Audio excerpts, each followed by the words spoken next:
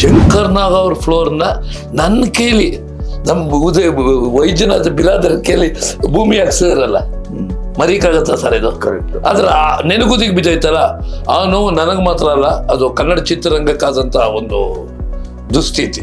ನಿಮ್ಮಪ್ಪ ನಿನ್ಗೇನು ಆಸ್ತಿ ಕೊಟ್ಟೋಗಿದಾರೋ ಅಂತ, ನನಗೆ ಶುಗರ್ ಕೊಟ್ಟೋಗಿದ್ದಾರೆ ಅಂತೀನಿ, ಜನ ನಕ್ಬಿಡ್ತಾರೆ. ಅಲ್ಲಿಂದ ಒಬ್ಬ ರಷ್ಯಾದಲ್ಲಿರೋನೊಬ್ಬ ಕನ್ನಡದವನು ಬಂದ್ಬಿಟ್ಟ, you take it your words, ವಾಪಸ್ ತೆಗೆದುಕೊಳ್ಳಿ ನಿಮ್ಮ ಮಾತು.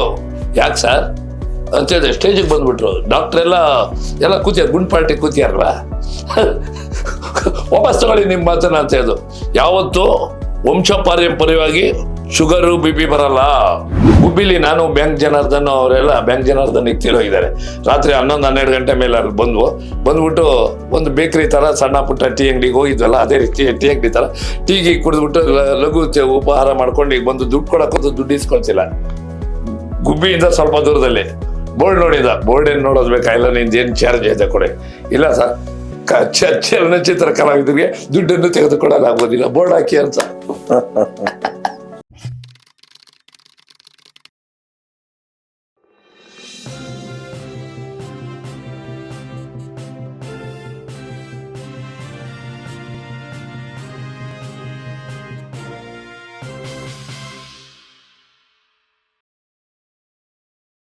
ನಮಗೆ ಆರೋಗ್ಯವೇ ಪರಮ ಭಾಗ್ಯ, ಅನಾರೋಗ್ಯ ಪರಮ ದೌರ್ಭಾಗ್ಯ. ಆರೋಗ್ಯ ಚೆನ್ನಾಗಿದ್ರೆ ಏನೆಲ್ಲ ಮಾಡ್ಬೋದು. ಆದ್ರೆ ನನ್ನ ಪ್ರಕಾರ ನಾನು ತುಂಬಾ ಪುಸ್ತಕಗಳನ್ನ ಇವತ್ತು ಸಹ ದಿನಕ್ಕೆ 30, 40, 50 ಪೇಜ್ ಓದ್ತೀನಿ. ನನ್ನ ಸಮಾನ ಮನಸ್ಕರರಿಗೆ, ವಯಸ್ಸಾದವರಿಗೆ ಓದಿ ಅಂತ ಹೇಳ್ತೀನಿ. ಮೊಬೈಲ್ ನೋಡಿ ತಲೆ ತಗ್ಗಿಸ್ಬೇಡಿ. ಈಗ ನೋಡ್ಕೊಂಡು ಆರೋಗ್ಯ ಹಾಳು ಮಾಡ್ಕೋಬೇಡಿ. ಜನತೆ ಏನಾಗೋಗಿದ್ದಾರೆ ಅಂತ ಹೇಳಿದ್ರೆ ಇವತ್ತು ಕೂತ್ಕೊಂಡು TV ನೋಡ್ತಾ ಇರ್ತಾರೆ, ಮೊಬೈಲ್ ನೋಡ್ತಾ ಇರ್ತಾರೆ. ಹಾಗೆ ನೋಡ್ತಾ ಇದ್ರೆ ಏನಾಗೋಗುತ್ತೆ ಅಂತ ಹೇಳಿದ್ರೆ, ಒಂದು ಈಗಾಗಲೇ BP ಶುಗರ್ ಇದೆ, ನೆಕ್ಸ್ಟ್ ಪೈಲ್ಸ್ ಬರುತ್ತೆ. ಕೂತಿದ್ದ ಜಾಗದಲ್ಲಿ ಎದ್ದೇಳೋದೇ ಇಲ್ವಲ್ಲ. ಅದಕ್ಕೆ ಆರೋಗ್ಯ ಚೆನ್ನಾಗಿ ಇಟ್ಕೊಂಡಿರ್ಬೇಕು ನೋಡಿ. ಅದಕ್ಕೆ ಆರೋಗ್ಯದ ಬಗ್ಗೆ ನಾಟಕಗಳನ್ನ ನಾನು ವಿಪರೀತ ಕರ್ನಾಟಕದ ಸರ್ಕಾರದ ಬಹು ಇಲಾಖೆಗಳು, ಒಂದು ಇಲಾಖೆ ಅಲ್ಲ, ಎಲ್ಲ ಇಲಾಖೆಗಳು ನನ್ನ ಕೈಲಿ ಮಾಡಿಸಿದ್ದಾರೆ. ಈ ಟುಡೇ ಆಲ್ಸೋ, ಇವತ್ತು ಸಹ ಮಾಡ್ತಾ ಇದ್ದೀನಿ. ಆದರೆ ನಮಗೆ ನೋಡಬೇಕು ಅನ್ನೋ ಆಸೆ ಇರುತ್ತೆ, ಊರು ನೋಡಬೇಕು, ದುಡ್ಡಿರಲ್ಲ ಅನ್ನೋದು ಸೆಕೆಂಡ್ರಿ. ಯೋಚನೆ ಮಾಡಬೇಕು, ಮಿದುಳಿಗೆ ಕೆಲಸ ಕೊಡಬೇಕು. ದುಡ್ಡು ಇಲ್ಲದೆ ಇರ್ಬೋದು, ದೇಶನೂ ಸುತ್ತಬೋದು, ಕೋಶನೂ ಓದ್ಬೋದು. ಬೇಕಾಗಿರೋದನ್ನ ನಮ್ಮ ಜಾಣ್ಮೆಯನ್ನು ಉಪಯೋಗಿಸ್ಬೇಕು. ಹಾಗೆ ಏನಾಯಿತು, ನನಗೊಬ್ಬರು ನಾಗೇಶ್ ಅನ್ನೋರು ಪರಿಚಯ ಆದರು ಚಾಮರಾಜನಗರದಲ್ಲಿ. ಅವರು Karnataka youth hostel association of ಇಂಡಿಯಾದ ಪ್ರೆಸಿಡೆಂಟು, ಗೌರ್ಮೆಂಟ್ ಕೆಲಸ. ಒಂದು ಪೇಪರ್ ಹಾಕಿದ್ರು, ಪ್ರವಾಸಕ್ಕೆ ಹೋಗಿ ಅಂತ. 22 ದಿನ 1000 ಕಿಲೋಮೀಟರ್ ಹೋಗ್ಬೇಕು ಅಂತ. ನನ್ನ ಹತ್ರ ಒಂದು ಸೈಕಲ್ ಇತ್ತು. ಆಮೇಲೆ ನಮ್ಮ ತಂದೆ ಬದುಕಿರೋ ತನಕ ನಾನು 1 ರೂಪಾಯಿ ನಮ್ಮ ಅಪ್ಪನ ಕೇಳಲಿಲ್ಲ. ಈ ಜನ್ರೇಷನ್ಗೂ ನಾನು ಹೇಳೋದು, ತಂದೆ ತಾಯಿನ ದುಡ್ಡು ಕೇಳಬೇಡಿ ಅಂತ. ಲರ್ನಿಂಗ್ ಅಂಡ್ ಲರ್ನಿಂಗ್ ಇದು ಮಾಡು. ವಿದೇಶದಲ್ಲಿ 16 ವರ್ಷ ಹೋದ್ರೆ ಮಕ್ಕಳು ತಂದೆ ತಾಯಿನ ಕೇಳೋದೇ ಇಲ್ಲ ಅಂತ. ಅವರೇ ಲರ್ನಿಂಗು ಅವರೇ ಓದ್ತಾರೆ. ಕೆಲವು ದೇಶದಲ್ಲಿ 14 ವರ್ಷಕ್ಕೆ ದುಡಿಮೆಯನ್ನು ದುಡಿತಾರೆ. ಆ ರೀತಿ ಇದೆ. ಆ ಥರ ಸಂದರ್ಭ ನಾನು ಈಸ್ಕೊಳ್ತಾ ಇರಲಿಲ್ಲ. ಅವ್ರೇನಾದ್ರು ನಾಗೇಶ್ ಅವರು ಇದಾಕಿದ್ರು. ನಾನು ಹೇಳಿದೆ 22 ದಿನ ಸರ್, 22 ದಿನ ಆಗಲ್ಲ ಸರ್, 1000 ಕಿಲೋಮೀಟರ್ ನಾನು ಬೇಗ ಬಂದ್ಬಿಡ್ತೀನಿ ಸರ್ ಅಂತ ಹೇಳಿದೆ. ಅಂದ್ರೆ ಸೈಕಲ್ನ ನಾನೇ ಕೊಂಡ್ಕೊಂಡಿದ್ದು, 400 ರೂಪಾಯಿ ಕೊಟ್ಟು ಹೀರೋ ಸೈಕಲ್ ಕೊಂಡ್ಕೊಂಡಿದ್ದೆ. ಅದಕ್ಕೆ ಮುಂಚೆ ಸೈಕಲ್ ಬಗ್ಗೆನೂ ತಿಳ್ಕೊಂಡಿರ್ಬೇಕು. ನಾವು ಯಾವ್ದಾದ್ರು ವಿಚಾರಕ್ಕೆ ಸಿನಿಮಾಕ್ಕೆ ಹೋಗ್ಬೇಕಾದ್ರೆ ಸಿನಿಮಾ ಇತಿಹಾಸ ತಿಳ್ಕೊಬೇಕು, ಸೀರಿಯಲ್ ಹೋದಾಗ ಸೀರಿಯಲ್ ಇತಿಹಾಸ ತಿಳ್ಕೊಬೇಕು ಅಲ್ವಾ ಸರ್? ಹಾಗೆ ನಮ್ಮ ಸೋಮಣ್ಣವರು ಅಂತೇಳಿ ವಾದ್ಯಗೋಷ್ಠಿ ಇಟ್ಟಿದ್ದಾಗ ಅವ್ರದ್ದು ಅಲ್ಲಿ ಸೈಕಲ್ ಶಾಪ್ ಇತ್ತು, ಸೋಮಣ್ಣ ಸೈಕಲ್ ಶಾಪ್ ಅಂತ. ಎದುರುಗಡೆ ಸತ್ತಾರ್ ಸೈಕಲ್ ಶಾಪ್ ಅಂತಿತ್ತು. ಸೋಮಣ್ಣ ಸೈಕಲ್ ಶಾಪಲ್ಲಿ ನಾನೇ ಟೈಲಿಗೆ ಇದಕ್ಕೆ ಹಾಕೊಂಡು ಪಂಚರ್ ಆಗ್ತಿದ್ದೆ. 20 ಪೈಸೆ 30 ಪೈಸೆ ಇಸ್ಕೊಂಡು ನಮ್ಮ ಓನರು ಕೊಟ್ಬಿಡ್ತೀವಿ. ಅವ್ರನ್ನ ನೀನೇ ಇಟ್ಕೊಂಡವರು. ಆದ್ರೆ ನಮ್ಗೆ ಮೈಕ್ ಸಿಕ್ಬಿಡೋದಲ್ಲ, ಹಲವಲ್ಲ ಮೈಕೈನೋ ಹೊಟ್ಟೈತ್ರಿ ಅಂದ್ಬಿಟ್ಟು ತಮಾಷೆಗೆ ಮಾತಾಡೋಕೆ ಮೈಕ್ ಸಿಕ್ಕೋದಲ್ಲ, ನಾವು ಅದನ್ನು ಉಪಯೋಗಿಸ್ಕೊಳ್ತಾ ಇದ್ವು. ಆ ಸಮಯದಲ್ಲಿ ನಾಗೇಶ್ ಅವರನ್ನು ಕಂಡೆ. ಹೋಗಿ ಬನ್ನಿ ರಮಾನಂದ್ ಅಂದರು. ಒಂದು ಬರ್ಕೊಟ್ಟು ಹೋಗಿ ಅಂದರು. ನಾನು ಆಗ ಏನು ಮಾಡಿದ್ದೆ ಅಂತ ಹೇಳಿದ್ರೆ, ಅದು ಆಮೇಲೆ ಹೇಳ್ತೀನಿ ನಿಮಗೆ. 3 ತಿಂಗಳ ಕಾಲ ಕರ್ನಾಟಕ ಮಾತ್ರವಲ್ಲ, ಬಹುಶಃ ಭಾರತ ಅಲ್ಲ, ಪ್ರಪಂಚದಾದ್ಯಂತ ಇಬ್ಬರು 3 ತಿಂಗಳು 388 ನಾಟಕ ಪ್ರದರ್ಶನವನ್ನು ಕೊಟ್ಟಿರೋದು ಇದು ಒಂದು ಇತಿಹಾಸ. ಅಷ್ಟು ಪತ್ರಿಕೆ ಕಟ್ಟಿ. ಆ ಸಮಯದಲ್ಲಿ ಡಾಕ್ಟರ್ ರಾಜ್ಕುಮಾರ್ ಅವ್ರು ನಮ್ಮನ್ನು ಕರೆಸೋರು, ಹಾಮಾನಾಯಕರು ನಮ್ಮ ನಾಟಕವನ್ನು ಏರ್ಪಡಿಸೋರು. ಅದೇ ಸಮಯದಲ್ಲಿ ಶಂಕರ್ ನಾಗ್ ನಮ್ಮ ನಾಟಕವನ್ನು ಏರ್ಪಡಿಸೋರು. ಆಮೇಲೆ ಎಲ್ಲ ಕಡೆನೂ ಇದು ಮಾಡಿದ್ವು. ಭಾಳ ನೋವಿನ ಸಂತಿ ಏನಾಗೋಗುತ್ತೆ ಅಂತಂದರೆ, ಶಂಕರ್ ನಾಗ್ ಅಂತ ಹೆಸರು ಬಂದಾಗ ನಮಗೆ ರಿಕ್ಷಾದವ್ರ ನೆನಪಾಗಿ ಹೋಗುತ್ತೆ. ಶಂಕರ್ ನಾಗನ್ನ ಮರೆಯೋದಕ್ಕೆ ಸಾಧ್ಯವಿಲ್ಲ. ಇಲ್ಲಿ ನಿಮಗೂ ಆಶ್ಚರ್ಯ ಆಗ್ಬಿಡುತ್ತದ್ದು. ಜಯರಾಮ್ ರಾಜಾರಸ್ ಅಂತೇಳಿ DC ಆಗಿದ್ರು. ತುಮಕೂರ್ಲಿ. ಅವರು ಬೆಂಗಳೂರಿಗೆ ಬಂದ ಮೇಲೆ ವಿಧಾನಸೌಧದಲ್ಲಿ ಸರ್ಕಾರದ ಹಿರಿಯ ದೊಡ್ಡ ಅಧಿಕಾರಿಗಳು ಇವತ್ತು ಸಹ ನನ್ನ ಕಾಂಟ್ಯಾಕ್ಟಲ್ಲಿ ಇದ್ದಾರೆ. ಅವರು ಕಂಠೀರವ ಸ್ಟುಡಿಯೋದಲ್ಲಿ ನೋಡಿ ಹೇಗೆ ಇದಾಗೋಗುತ್ತೆ ಅಂತೇಳಿ ಪಾಯಿಂಟ್ಸ್ಗೆ ಬರ್ತೀನಿ, ಸೈಕಲ್ ಪ್ರವಾಸದ ಹೇಳ್ತೀನಿ. ಆದರೆ ಇಲ್ಲಿ ಏನಾಯ್ತು, ನಾನು ಬಿರಾದರ್ಗೆ ಬನ್ರಿ ಜಯರಾಮ್ ರಾಜರ್ಸು ನನ್ನನ್ನು ಕರೆದಿದ್ದಾರೆ, ಇವತ್ತು ಶಂಕರ್ನಾಗ ಫ್ಲೋರ್ ಓಪನ್ ಮಾಡ್ಬೇಕಂತೆ, ಅದಕ್ಕೆ ನನ್ನ ಕೇಳಿ ಗುದ್ಲಿ ಪೂಜೆ ಮಾಡಿಸ್ತಾರೆ ಬನ್ರಿ ಅಂತ ಬಿರಾದರ್ನ ಕರ್ಕೊಂಡು ಹೋದಾಗ ಏನಾಗೋಯ್ತು, ಜಯರಾಮ್ ರಾಜರ್ಸ ಇದ್ರು, ರಮಾನಂದ್ ಬಂದಿದ್ರು, ಪೂಜೆ ಶುರು ಆಯ್ತು. ಆ ಕಡೆ ಒಂದು ಮೂಲೆಯಲ್ಲಿ ಆರೆ ಕೊಟ್ಟರು, ಈಗಾಗಲೇ ಸರ್ ಬಿರಾದರ್ ಬಂದಿದ್ದಾರೆ ಅಂತ ಹೇಳಿದೆ. ನಾವು ಯಾವತ್ತು ಕಲಾವಿದರು ಒಂದೇ ಕುಟುಂಬದವರು ಅಂತ ಒಂದೇ ಕುಟುಂಬದವ್ರ ಥರ ಹೇಳ್ಬೇಕು. ನಾನಾಗಿ ಅದಲ್ಲ, ಅವರು ಆಗಿಲ್ಲ, ಬಂದಿದ್ರಲ್ಲಿ ಹಂಚ್ಕೊಳ್ಳೋಣ, ಏನಾರು ಒಂದು ಗೌರವಧನ ಕೊಟ್ಟಾಗ ಇಬ್ರು ಹೌದು. ಆದರೆ ಅದು ಹಾಗೆ ನನಗೆ ಗುದಿಗೆ ಬಿದ್ದಾಯ್ತು, ಆಯ್ತಾ. ಅಂದರೆ ಒಂದು ನನಗೆ ಖುಷಿ ಏನಪ್ಪ ಅಂದರೆ, ಶಂಕರ್ನಾಗ್ ಅವ್ರ ಫ್ಲೋರ್ನ ನನ್ನ ಕೇಳಿ ನಮ್ಮ ವೈದ್ಯನಾಥ ಬಿರಾದರ್ ಕೇಳಿ ಭೂಮಿ ಹಾಕ್ಸಿದ್ರಲ್ಲ, ಮರೀಕಾಗತ್ತಾ ಸರ್ ಇದು? ಕರೆಕ್ಟ್. ಆದ್ರೆ ನೆನಗುದಿಗೆ ಬಿದ್ದೈತಲ್ಲ, ಆ ನೋವು ನನಗೆ ಮಾತ್ರ ಅಲ್ಲ, ಅದು ಕನ್ನಡ ಚಿತ್ರರಂಗಕ್ಕಾದಂಥ ಒಂದು ದುಸ್ಥಿತಿ. ಅದಾಗಬೇಕಾಗಿತ್ತು, ಆಗಲಿಲ್ಲ. ಇದು ಒಂದು. ಸೈಕಲ್ ಮೇಲೆ ಪ್ರವಾಸ ಕೊಡಬೇಕು, ಸೈಕಲ್ ತೊಗೊಂಡೆ. ಆಗ 3 ತಿಂಗಳ ಕಾಲ ಇಡೀ ಕರ್ನಾಟಕವನ್ನು ಸುತ್ತಿದ್ದೆ. 3 ತಿಂಗಳು ಸುತ್ತಾಗಿ ಬಂದು 15 ದಿನಕ್ಕೆ ನಮ್ಮ ಜೈಕುಮಾರ್ ಅಂತಿದ್ದ, ಅವನು ಸೌದಿ ಅರೇಬಿಯಾದಲ್ಲಿದ್ದ, ಪೈಲಟ್ ಆಗಿ ಕೆಲಸ ಮಾಡ್ತಾ ಇದ್ದ.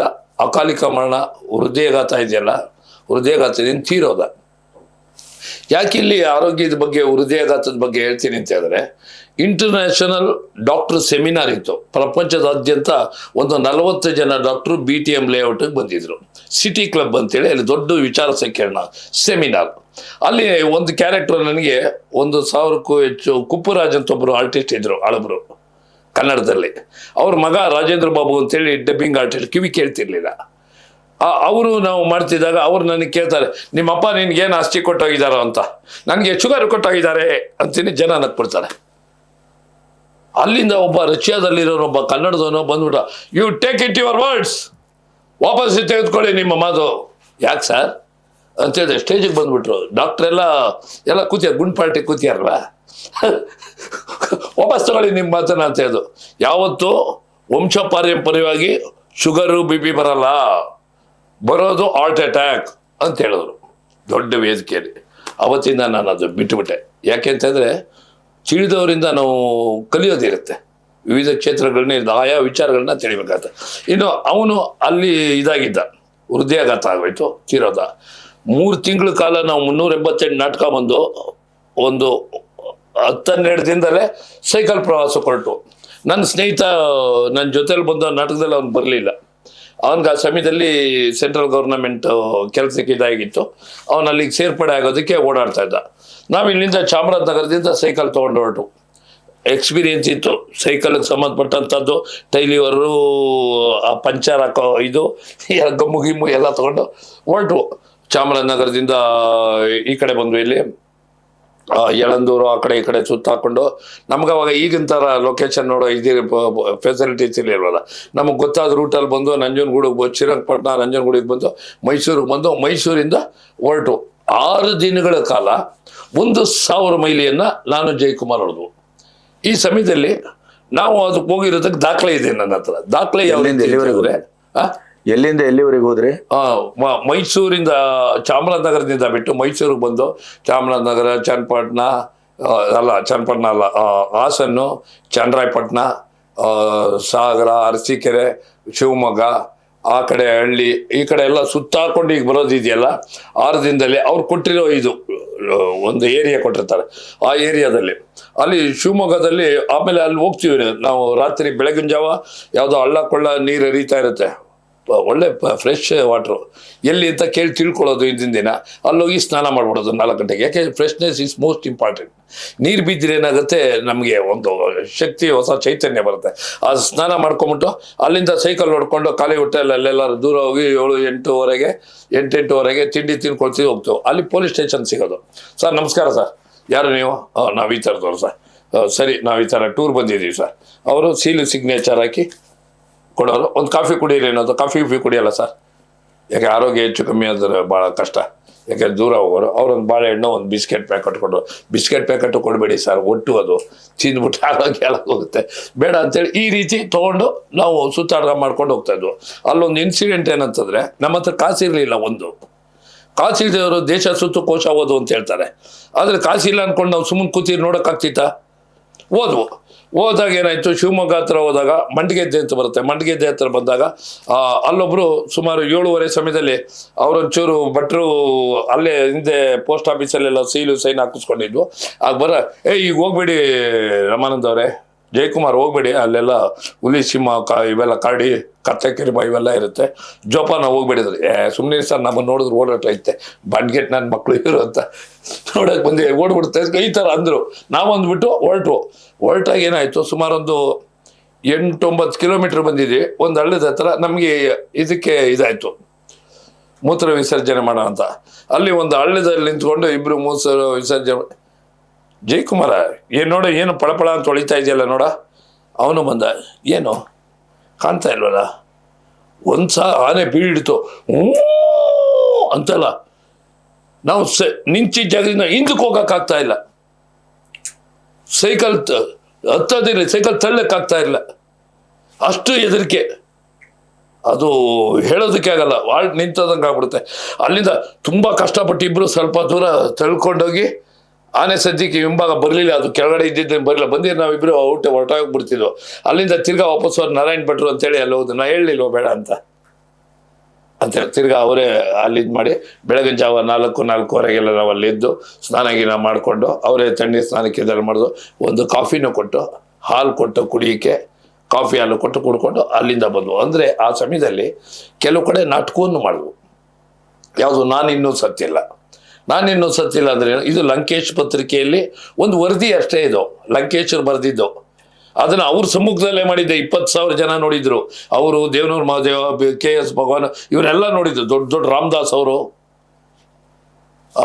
ಪ್ರಗತಿ ರಂಗದ ಇದಾಗಿದ್ರು, ಅವರೆಲ್ಲ ನೋಡಿದ್ರು. ಮೈಸೂರು ರಾಮದಾಸ್, ಹೌದು, ತಿಪ್ಪೇಸ್ವಾಮಿ ಅವರು ಎಲ್ಲ ನೋಡಿದ್ರಲ್ಲ. ಆ ಸಮ್ಮುಖದಲ್ಲಿ ಅಲ್ಲೋದಾಗ ಅಲ್ಲಿ ಇದರಲ್ಲಿ ಇವನಿಗೂ ಟ್ರೈನಿಂಗ್ ಕೊಟ್ಟು ಅಲ್ಲಿ ನಾಟಕವನ್ನು ಮಾಡಿಸಿದಾಗ ರೈತರು ಅಲ್ಲೆಲ್ಲ ರೈತಾಪಿ ಜನ ಜಾಸ್ತಿ ಅಲ್ಲ ನೋಡಿ ಭಾಳ ಖುಷಿ ಪಡೋರು. ಇದನ್ನು ಮಾಡಿಕೊಂಡು ಇದು ಬಂದ್ವು. ಇದು ಸೈಕಲ್ ಪ್ರವಾಸದಲ್ಲಿ ಏನಾಯಿತು, ಮಾಡ್ಕೊಂಡು ಬರುತ್ತೆ. ಉದಯ್ ಕುಮಾರ್ಗೆ ಕರೆದೆ, ಬಾರಪ್ಪ ಫೈನಲ್ ಡೇ ಅಲ್ಲಿದೆ ಅಂತ. ಅಲ್ಲಿ ಹೋದಾಗ final day Karnataka youth hostel association of ಇಂಡಿಯಾದವರು ಒಂದು ಸರ್ಟಿಫಿಕೇಟ್ ಕೊಟ್ಟು ಹೇಗೆ ಸೈಕಲ್ ಪ್ರವಾಸ ಮಾಡಿದವ್ರಿಗೆ ನಮ್ಮ ಕೈಲಿ ನಾಯಿ ಅನ್ನೋ ಒಂದು ನಾಟಕವನ್ನು ಮಾಡಿಸಿದ್ರು. ನಾಯಿ ಅನ್ನೋದು ಯಾವುದು, ರಷ್ಯನ್ ರೈಟರು ಆಂಟಿನ್ ಚೆಕಾಫ್ ಬರೆದಿರೋಂಥದ್ದು. ಆ ನಾಟಕವನ್ನು ಮಾಡಿದ್ವು. ಆಗ ನಾವು ಹೋಗಿದ್ದು ಬಂದ್ವಲ್ಲ 6 ದಿನದಲ್ಲಿ 1,000 ಕಿಲೋಮೀಟರ್ ಹೊಡೆದಿದ್ದಕ್ಕೆ ಒಂದು 250 ರೂಪಾಯಿನೋ 500 ರೂಪಾಯಿನೋ ನಮಗೊಂದು ಬಹುಮಾನವಾಗಿ ಒಂದು ನೆನಪಿನ ಕಾಣಿಕೆಯನ್ನು ಕೊಟ್ಟು ನಮ್ಮನ್ನು ಕಳಿಸಿದ್ರು. ಅದನ್ನು ನಾವು ಮರೆಯೋದಕ್ಕೆ ಆಗಲ್ಲ. ಅವ್ರು ಹೇಳಿದ್ರು, ನಿಮ್ಮ ಧೈರ್ಯ ಚೆನ್ನಾಗಿದೆ, ಇನ್ನೂ ಕೆಲವರೆಲ್ಲ ಲೇಟಾಗಿ ಬಂದರು, ನೀವು ಹೊಡೆದೇ ಬಿಟ್ರಲ್ಲ ಅಂದರು. ನಾವು ಸಾಕ್ಷಿ ಇತ್ತಲ್ಲ. ಅದ್ರ ಬೆಳಗ್ಗೆದು ಮಾತು ಕಡಿಮೆ, ಕೆಲಸ, ಹೋಗು ಸೈಕಲ್ ಹೊಡಿ, ನೋಡೋ ಜಾಗ ಇದೆ ನೋಡ್ಕೋ ಹೋಗು, ಅಲ್ಲಿ ನಾಟಕ ಮಾಡಬೇಕು ಮಾಡು, ಹೋಗ್ತಾರೆ ಮುಂದಕ್ಕೆ. ಯಾಕೆಂದರೆ ಮಲಗೋದಾಗಲಿ ಇವತ್ತು ಸಹ ಟುಡೇ ಆಲ್ಸೋ ನಾವು ಐ ಆಮ್ 71 ಇಯರ್ಸ್ ಕರೆಕ್ಟ್. ಮಧ್ಯಾಹ್ನದ ಹೊತ್ತು ಮಲಗಲ್ಲ. ದಿನಕ್ಕೆ ಕೊನೆ ಪಕ್ಷ ಅಂದ್ರೆ ಒಂದು 8-10 ಸಾರಿ ಮುಖ ತೊಳಿತೀನಿ. ಯಾಕೆ ತೊಳಿತೀನಿ, ನಿದ್ದೆ ಬಂದ್ಬಿಡುತ್ತೆ ಅಂತ. ಮಧ್ಯಾಹ್ನದ ಹೊತ್ತು ಒಂದು ಮುದ್ದೆ ಬಿಟ್ಟು ಬೇರೆ ಮುಟ್ಟಕ್ಕೆ ಹೋಗಲ್ಲ, ಸಾಕು ಅಂತೀನಿ. ಯಾಕೆ ಈ ದೇಹ ಹೊಡ್ಕೊಳುತ್ತೆ. ಜಾಸ್ತಿ ರೋಟಿ ಕರಿ ಈ ಥರ ತಿಂದುಬಿಟ್ರೆ ಆರೋಗ್ಯ ಹೆಚ್ಚು ಕಡಿಮೆ ಆದರೆ ನಾವು ಏನು ಸಂಪಾದನೆ ಮಾಡೋದು ಏನು ಸುಖ ಇರಲ್ಲ. ಮೂಲೆಯಲ್ಲಿ ಮಂಚದ ಮೇಲೆ ಮಲ್ಕೊಂಡು ಬಂದವ್ರಿಗೆ ಫೋನ್ ಮಾಡ್ಕೊಂಡು ಕೂತ್ಕೋಬೇಕಾಗತ್ತೆ ಅಲ್ವಾ. ಅದಕ್ಕೋಸ್ಕರ ಆರೋಗ್ಯವೇ ಭಾಗ್ಯ ಅಂತ ಹೇಳಿದ್ದು. ಅದಕ್ಕೆ ಆ ಥರ ಇದು ಮುಂದಾಗುತ್ತೆ. ಆ ನಾಟಕಗಳನ್ನ ಪ್ರವಾಸ ಮಾಡಿದಾಗ ನಮಗೆ ತುಂಬ ಸೈಕಲ್ ಬಗ್ಗೆ ಇದಾಯಿತು, ನಮ್ಮ ಆರೋಗ್ಯ ಚೆನ್ನಾಗಿತ್ತು ಬಂತು. ಆದರೆ ಆ ಮನುಷ್ಯ ಪ್ರತಿದಿನ ಜಯಕುಮಾರ್ ಅನ್ನೋನು, ಅವನು ಸೌದಿ ಅರೇಬಿಯಾದಲ್ಲಿದ್ದು ನನ್ನನ್ನು ಪ್ರತಿದಿನ ಕಾಲ್ ಮಾಡ್ತಿದ್ದ. ಮೊಬೈಲ್ ಇರಲಿಲ್ಲ ಆವಾಗ ಮನೆಯಲ್ಲಿ ಲ್ಯಾಂಡ್ಲೈನ್ ಇತ್ತು. ಅವನು ಕಾಲ್ ಮಾಡಿದಾಗ ನಾನು ಒಂದಿನವೂ ಸಿಗಲಿಲ್ಲ. ಅವರ ಅಣ್ಣ ಭಾಳ ಪ್ರಸಿದ್ಧ, ಅವನು ಇಂಡಿಯಾಕ್ಕೆ ಬಂದಾಗ ಮೈಸೂರಲ್ಲಿ ಅವ್ರ ಮನೆ ಇದೆ, ಇಲ್ಲಿ ಕರ್ಕೊಂಡು ಬರ್ತೀನಿ. ಲೆಸ್ಲಿ ತ್ಯಾಗರಾಜನ್ ಅಂತೇಳಿ ಒಂದು ಚೂರು ಕಸ ಇದ್ದರೂ ಅದನ್ನು ರಸ ಮಾಡಿಬಿಡ್ತಾನೆ. ಒಂದು ಕಾಗದ ಬಿದ್ದರೆ ಅದನ್ನು ಗಿಣಿ ಮಾಡಿಬಿಡ್ತಾನೆ, ಕಾಗೆ ಮಾಡಿಬಿಡ್ತಾನೆ, ನವಿಲ್ ಮಾಡಿಬಿಡ್ತಾನೆ. ಬರುವ ಅಸಾಧ್ಯವಾದ ಚಿತ್ರಕಾರ ಅಂತ. ಬಹುಶಃ ಇದರಲ್ಲಿ ಮೊಬೈಲಲ್ಲಿ ಲೆಸ್ಲಿ ತ್ಯಾಗರಾಜನ್ ಅಂತ ಕರ್ತಿದ್ದೆ. ನಾನಾ ರೀತಿ ಚಿತ್ರಗಳನ್ನ ಬಿಡಿಸ್ತಾನೆ ಇರ್ತಾನೆ. ಅವನು ನನಗೆ ಏನು ಮಾಡಿದ್ದ ಅಂತ, ಅವ್ರ ತಮ್ಮನ ಜೊತೆ ಹೋಗಿದ್ದೆ. ಅವ್ರ ತಮ್ಮ ತೀರೋದಾಗ ಅಲ್ಲಿಂದ ಅವನ ಬಾಡಿ ಮೈಸೂರಿಗೆ ಬರೋಕ್ಕೆ ಸುಮಾರು 10-15 ಡೇಸ್ ಆಯಿತು. ಏನು ಮಾಡೋಕ್ಕಾಗಲ್ಲ. ಸರ್ಕಾರಿ ಎಲ್ಲ ಯಾವ ಕೆಲಸದಲ್ಲಿದ್ದರು ಬರಬೇಕಾದ್ರೆ ನಮ್ಮ ವ್ಯವಸ್ಥೆ ಹಾಳಾಗೋಗಿದೆ.